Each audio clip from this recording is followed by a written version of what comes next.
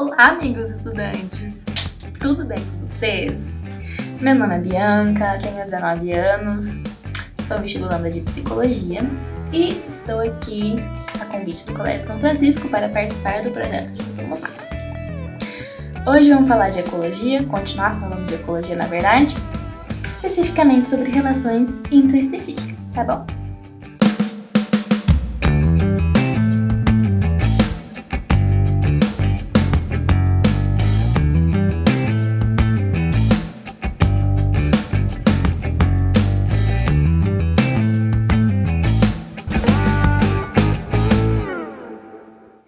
Antes de ir para o assunto propriamente dito, tem alguns conceitos que eu gostaria de comentar para que fique bem explicadinho, tá bem? Primeira coisa é que o nome relações ecológicas é um pouquinho redundante aqui na nossa vida. Por quê? Toda a ecologia vai tratar de relações.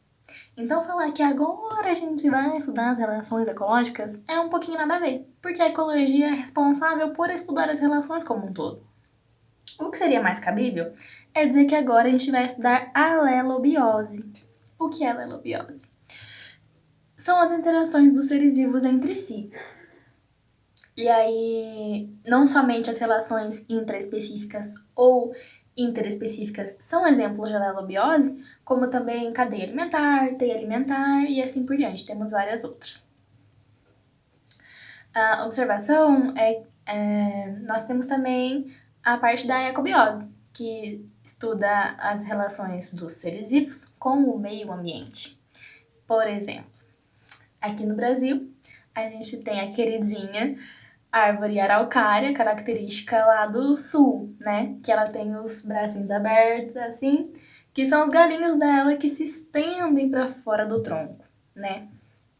Esse mesmo tipo de árvore, quando nasce em um país mais gelado, tem um formatinho de pinheiro, de cone, né? Assim, né? Por quê? Com um país mais gelado, se cair neve ali, o formato dela de triângulozinho é mais propício para aquela deposição de neve, não acabar desestruturando a planta. Como aqui no Brasil a gente não tem neve porque o Brasil é mais quentinho, ela tem esse outro formato de bracinhos abertos, querendo um abraço. Isso é um exemplo de ecobiose, porque a mesma planta se adaptando a climas diferentes e o seu formato sendo atingido em virtude disso, entendeu? A gente só tem os envolvidos, um vivo e o outro não vivo, que é o clima, né? Mas hoje a gente vai falar de alelobiose, tá bom? Outro conceito pra gente relembrar, que eu acho importante, é o de espécie, que é uma palavrinha importante dentro do nosso assunto de hoje. Gente, espécie é um grupo de seres vivos semelhantes entre si, capazes de se reproduzir e gerar prole fértil. O que isso significa? Um ser humano homem e uma ser humana mulher, se quiserem fazer um bebê, eles vão conseguir.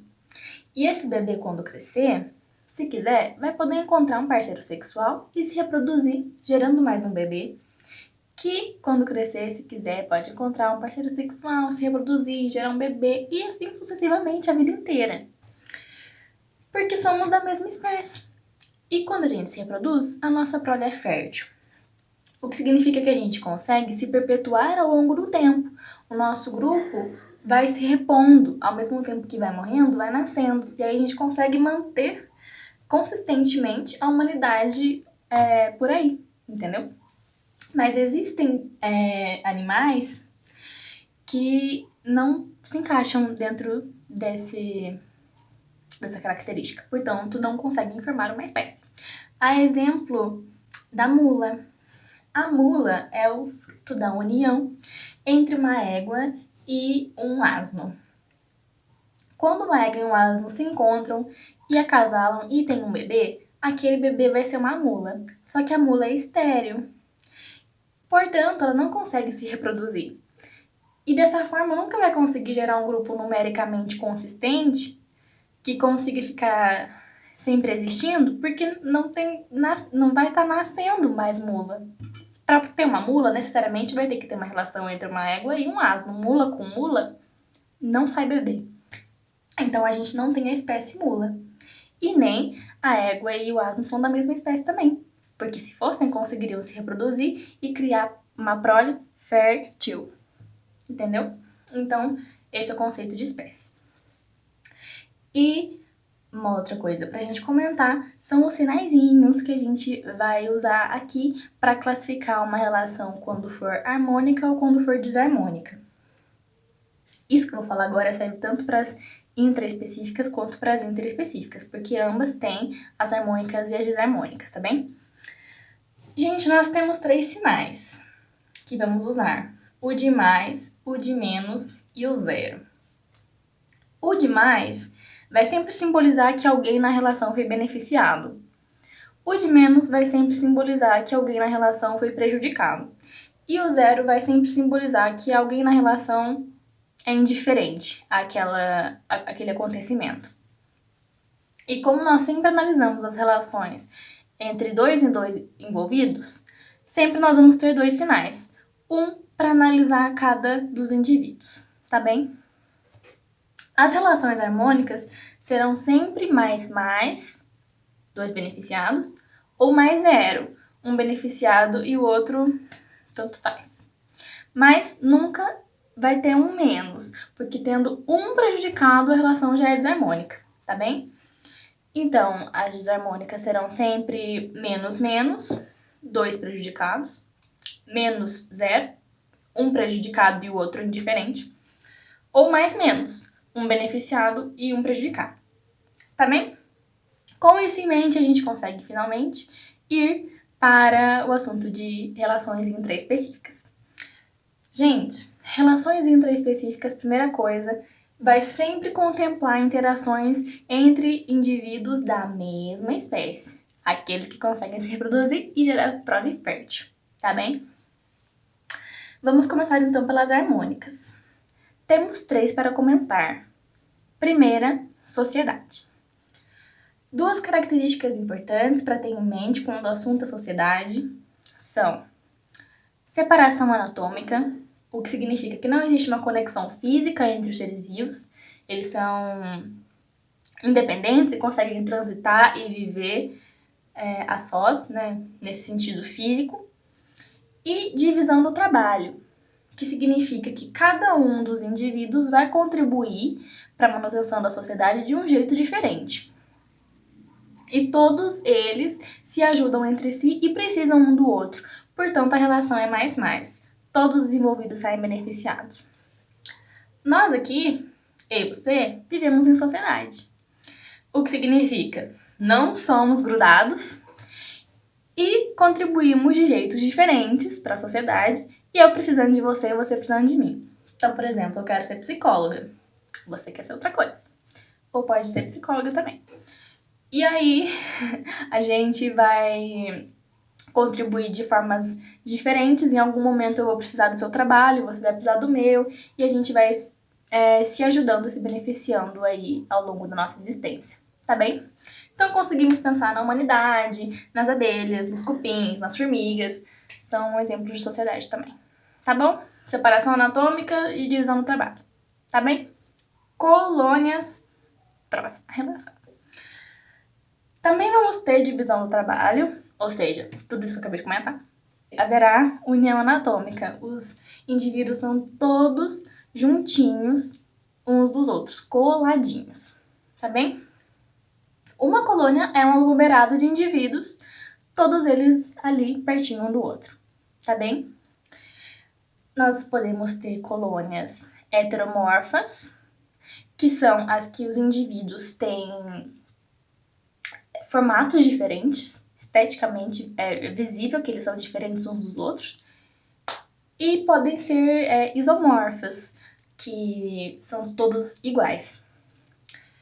Por exemplo, uma colônia heteromorfa é uma cararela, em que, nesse caso, de acordo com cada papel que cada indivíduo desempenha na colônia, o formato é diferente. Porque, por exemplo, suponhamos que eu seja um indivíduo responsável pela digestão da colônia. O meu formato vai favorecer que eu consiga desempenhar essa atividade. Suponhamos que eu seja um indivíduo responsável pela locomoção da colônia. A estrutura física do meu corpo vai favorecer que eu consiga locomover a minha colônia. Tá bem? É o caso das caravelas, que têm os tentáculozinhos para dentro da água, que são responsáveis pela locomoção e também por conseguir presas. Então, levando tudo isso em consideração, o formato de cada indivíduo é diferente.